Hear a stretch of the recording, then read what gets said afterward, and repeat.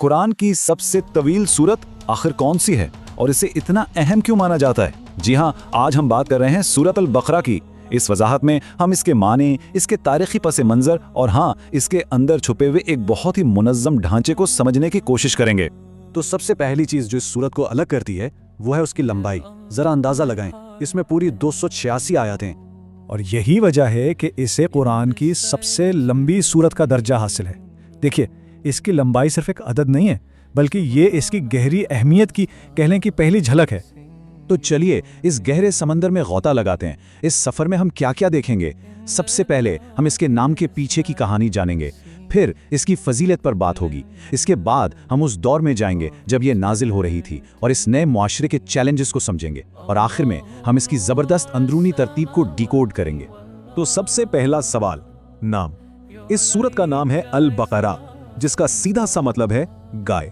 اب یہ تھوڑا عجیب لگ سکتا ہے، تو سوال یہ ہے کہ کیا یہ پوری کی پوری سورت صرف ایک گائے کی کہانی ہے؟ نہیں، بالکل نہیں۔ دراصل قرآن میں سورتوں کے نام ایک سائن پوسٹ کی طرح کام کرتے ہیں، یعنی نام کسی ایک خاص واقعے یا لفظ سے لیا جاتا ہے جس کا سورت میں کہیں ذکر ہوا ہو۔ اس کا مقصد یہ نہیں ہوتا کہ پوری سورت اسی ایک چیز کے بارے میں ہے، بلکہ یہ بس ایک پہچان کے لیے ہوتا ہے، ایک یادگار نشانی۔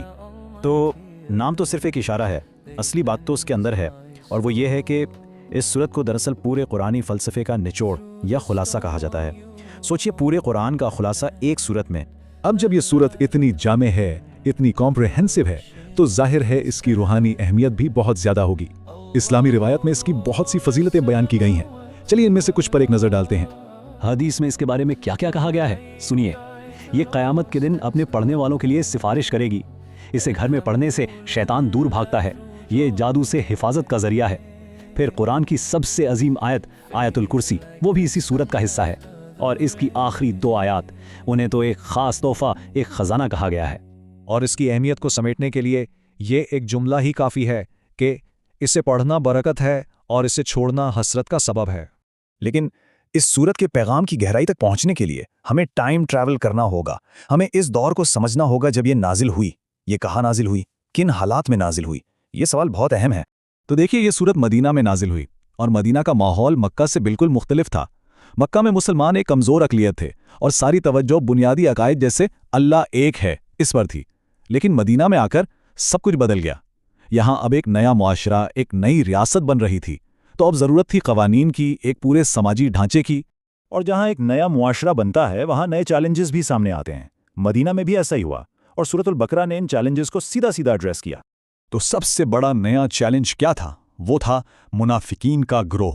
مکہ میں تو 2 ہی گروہ تھے، مسلمان یا کافر، لیکن مدینہ میں ایک تیسرا گروہ سامنے آیا۔ یہ وہ لوگ تھے جو کہتے تو تھے کہ ہم مسلمان ہیں، لیکن ان کے دل میں کچھ اور تھا، ان کے ارادے مختلف تھے۔ اور یہ منافقین بھی سب ایک جیسے نہیں تھے، ان کی بھی کیٹیگریز تھیں۔ کچھ تھے جن کا ایمان کمزور تھا، وہ دین کے لیے کوئی قربانی نہیں دینا چاہتے تھے۔ کچھ اصل میں خفیہ دشمن تھے جن کا مقصد ہی اندر سے توڑ پھوڑ کرنا تھا۔ پھر تھے کچھ موقع پرست جو صرف دنیاوی فائدے کے لیے مسلمانوں کے ساتھ تھے۔ اور آخر میں کچھ ایسے بھی تھے جو بس نسلی مسلمان تھے، ان کے آبا و اجداد مسلمان تھے، لیکن ان کے اپنے دل میں یقین نہیں تھا۔ تو اب ایک سوال ذہن میں آتا ہے، اتنی لمبی سورت، اتنے سارے موضوعات، کیا یہ سب بس بے ترتیب بکھرا ہوا ہے، یا اس کے پیچھے کوئی ڈیزائن ہے، کوئی سٹرکچر ہے؟ جواب ہے، بالکل ہے۔ اس کی ایک بہت ہی شاندار اور منظم اندرونی ساخت ہے۔ یہ پوری سورت ایک روڈ میپ کی طرح ہے۔ اس کا آغاز ہوتا ہے بنیادی مکی عقائد سے، ایک فاؤنڈیشن کے طور پر۔ پھر ایک سبق کے لیے بنی اسرائیل کی پوری تاریخ سامنے رکھی جاتی ہے۔ بالکل مرکز میں حضرت ابراہیم کا کردار ہے، جو سب کو جوڑنے والی شخصیت ہے۔ اس کے بعد نئے معاشرے کے لیے قوانین آتے ہیں، سماجی بھی، معاشی بھی، سیاسی بھی۔ اور اختتام واپس اسی اصل چیز پر ہوتا ہے، سچا ایمان، جو ہر چیز کی بنیاد ہے۔ اور اس روڈ میپ میں بنی اسرائیل کی تاریخ پر بہت زور دیا گیا ہے۔ سورت کا ایک بہت بڑا حصہ اسی کے لیے ہے۔ کیوں؟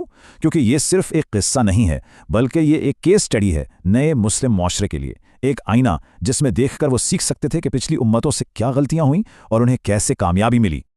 اور یہی بات ہمیں آخر میں ایک بڑے سوال پر لا کر کھڑا کر دیتی ہے۔ یہ جو 1400 سال پرانا بلو پرنٹ ہے، ماضی کی غلطیوں کو نہ دہرانے کا سبق، آج کے دور میں ہمارے معاشروں کے لیے اس کے کیا معنی ہیں، اس پر غور کرنا بہت ضروری ہے۔